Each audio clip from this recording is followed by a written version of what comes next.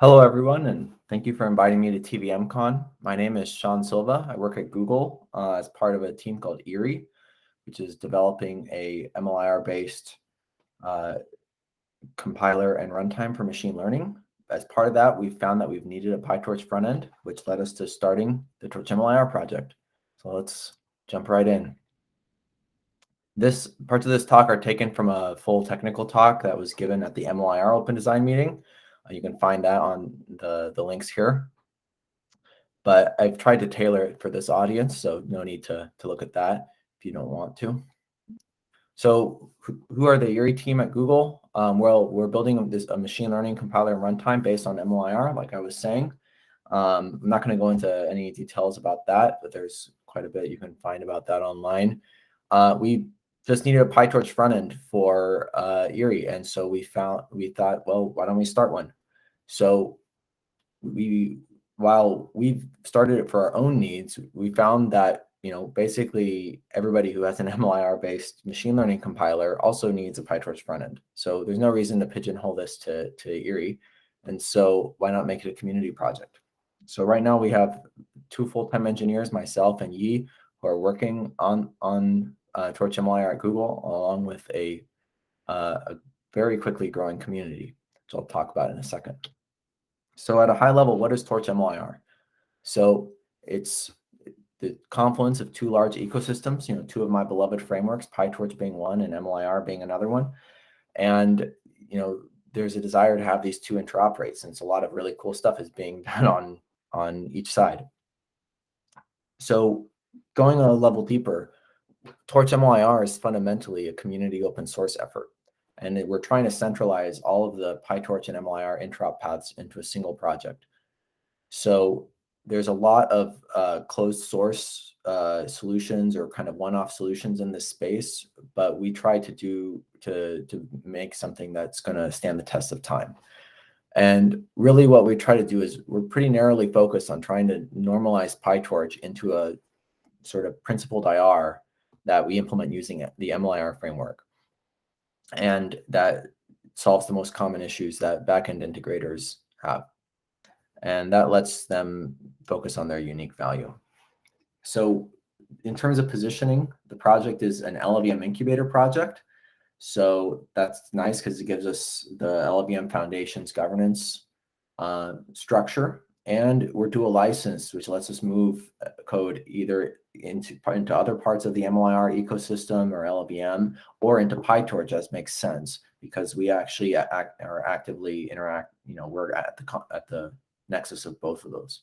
We're on GitHub. You can find us in the LLVM organization. We have a Discord channel that's pretty active, and we have about monthly community meetings. So what was the need that sort of drove us to making this a much wider thing than just Erie? So industry partners were telling us that they've seen like literally 5 different PyTorch to MLIR front ends, and none of them really was designed in such a way or positioned in such a way that it could just become an off-the-shelf building block for the entire ecosystem. And we really want that to happen because we want to let people on both sides, either on PyTorch or on MLIR, to focus on what differentiates their value without needing to worry about what's happening on the other side. When we posted our initial announcement about 2 months ago on the PyTorch forums, 10 vendors expressed support. We're still the top post of this quarter, and we found that, and we're trying to just provide like the essential building blocks that everybody needs. So the community, this is, like I said, it's only been about 2 months since we announced Torch-MLIR on the PyTorch forums. We went from about 2 committers before that up to 16 committers in those 2 months.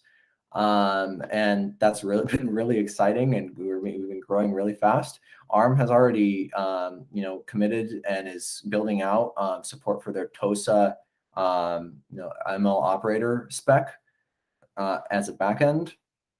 And our first community meeting was a big success. We had big name tech companies, stealth startups, PhD students, and kind of just everything you can imagine there. And I've been receiving offline emails with respect to various other big names as well that are really interested in contributing or using this software. We've been working really closely with the PyTorch devs and influencing their roadmap. With Lazy Tensor Core is one of the main ones, but we're also working closely with people who are working on better exposing or rationalizing shape functions or opti compositions, all these common needs in the ecosystem. And we're really plugging into that discussion, because ultimately, if something can be done best inside of PyTorch proper, or there can be a source of truth in there, that's what we want. We don't want to be developing our own code that is just duplicating things that the whole, like not even just Torch-MLIR, but like the entire PyTorch community needs. So what works? ResNet inference is working. BERT inference is almost working. We have a ResNet training and BERT training coming down the pipe, and I've received offline emails or have issues that are for different models that people have interest in. And so by all means, if you can go onto our issue tracker, feel free to file a bug for a model that you'd like to support. Give us maybe even try out the code, try compiling it. We're very open and looking to see who really wants to engage and and work with us as we bring up this project. So really, what we'd like in the future is to have Hugging Face, Torch Vision, etc. just work completely out of the box. And we want training and inference support. We want vendors to be as easy as possible to integrate into Torch-MLIR. So it's just a matter of plugging into some sort of compatibility test suite that we have and bringing up ops one by one, making it really easy for vendors to clarify what level of support they have without needing to get into the weeds on touching all the way up to PyTorch. We can kind of filter that and provide a more normalized, be kind of a proxy for that. We also really want to make it easy for people to experiment with custom functionality. So whether that's sparsity, quantization, distribution, all sorts of things you can imagine. We want to make that really, really easy. So just as a quick diagram, so inside of PyTorch, there's actually multiple sort of front ends where your PyTorch program can be converted into an IR. The two main ones are TorchScript and Lazy Tensor Core, and I'm sure there are going to be other ones coming down the pike. And so those both get imported into Torch-MLIR into a common IR that is able to represent them. And then we do various things to normalize and make that IR more standardized and cleaner and easier to analyze. And then we can then feed that into various backends. So Lin-Algon tensors, if you're familiar with that from the MLIR ecosystem. TOSA, which I mentioned, is a community-driven spec from ARM for ML operators. MHLO is the XLA, the MLIR-based XLA representation, and maybe someday we can have Relay there as a connection point. So talking about the Torch-MLIR dialect, for those not familiar, MLIR is a framework that's built around these dialects, which is basically just a set of ops and types.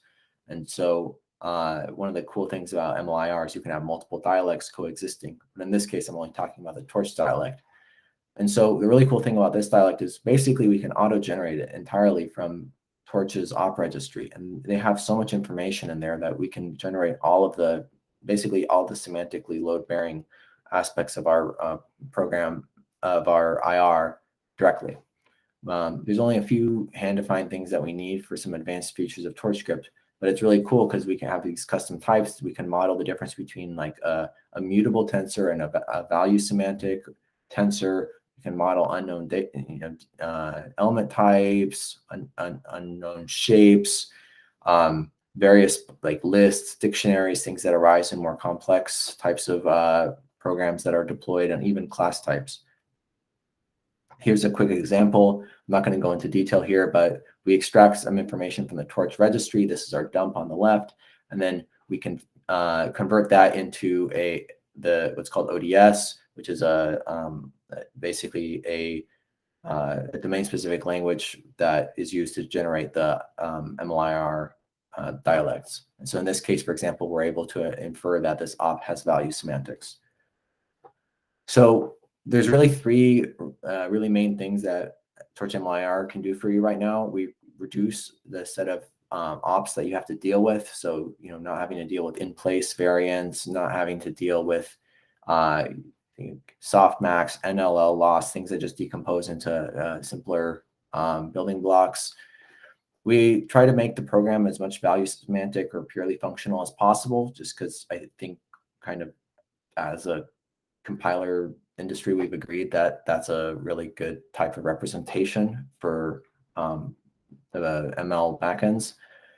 We also do a lot of work to make the shapes and element types as precise as possible, because by default, PyTorch programs don't necessarily, because they're coming directly from Python, the shapes and D types can be arbitrarily dynamic. So we try to bound that for backends. So Torch-MLIR and what's the intersection with TVM? Well, TVM is a mature production system that already has like a very large ecosystem of things going on. Torch-MLIR is still really young. It was only announced about 2 months ago. And at the right time, it's totally possible for them to interoperate. If there's already an MLIR relay dialect, if such a thing exists, the conversion should be quite straightforward. And it's just a matter of finding the right need for that. There's no technical reason why that couldn't happen. Just one cool last thing is I think it's really interesting the way that we write our Torch script to MLIR importer. So Torch script has a really well-defined IR and runtime representation, and it only takes us about 1,000 lines of code to import the entire representation. So for context, there's thousands of ops that are actually, it's an open-ended set of ops actually involved here. But since we're able to systematically model things in a way that's exactly matches the PyTorch semantics, we can do that. It's also really great with Torch script because we can generate standalone deployable artifacts and stateful models, control flow, some of these things that are very relevant for edge deployments. We are also able to model that as well. Torch script does have a bit of a downside because it kind of exposes you to the whole program representation. But there's also this other system I described called lazy tensor, which avoids that for the use cases that can tolerate that different set of trade-offs. And so we have custom types that model all the Python types, lists, dictionaries, ints, etc., which we're able to just import directly. It's actually quite nice. We don't have to do very much bridging at all. So with that, if there are any questions, please let me know. Thank you for watching, and I look forward to hearing from you. You can find me on LinkedIn. My name is Sean Silva, and you can also find Torch-MLIR on GitHub, and there we have our contact information and community meetings and everything listed. Thank you.